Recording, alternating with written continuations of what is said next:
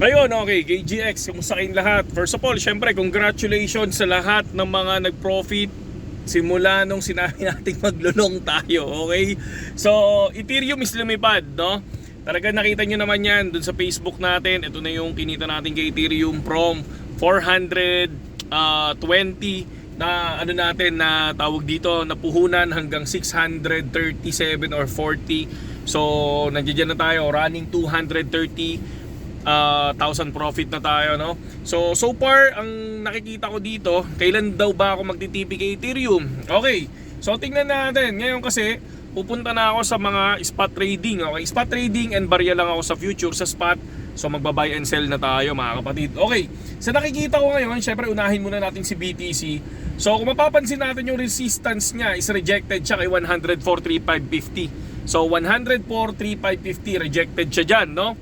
So possible na pag nag-rejected siya, pwede pa rin siyang umabot ng 102. Okay? So malalaman ko kung malakas ang rejection resistance nito kapag umabot to ng 102. So yan yung nakikita ko dito.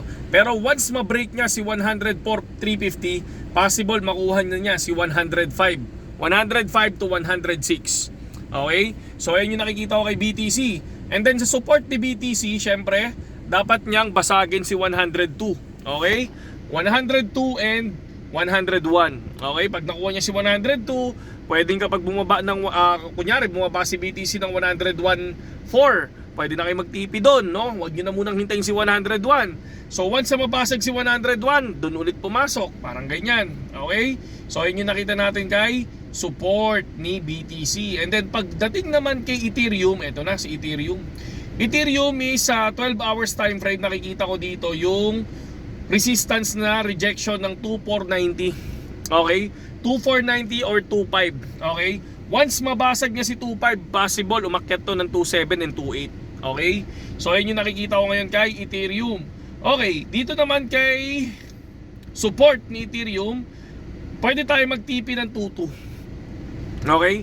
Pwede tayo magtipi ng 22, tapos minsan ang gagawin na lang natin, hihintayin na lang natin si 25, pwede tayong pumasok ay 2.5 once na nabasag siya. Pwedeng ganun naman, no, yung gawin natin.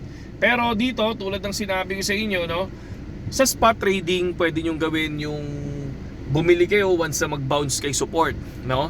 Pero ako kasi ang ginagawa karaniwan, once na nakakita ako, kunyari ito yung support ko, si 2,150, and then nag-bounce siya doon, yung candle is above 2,150, naglulong ako dyan.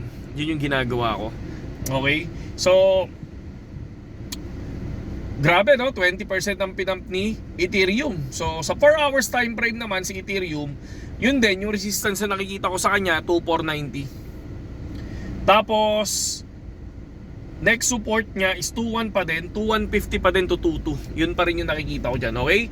So yun lang KGX. At sa mga gustong pumasok sa Telegram para doon sa mga ibang altcoins na barya-barya lang, na pinapapasok ko sila, mga 5 USDT lang, ganun, no, gamitin nyo lang yung link natin dyan sa description, tapos pasok kayo sa Telegram. Okay? Saludo sa inyong lahat KGX. Magandang gabi sa inyong lahat.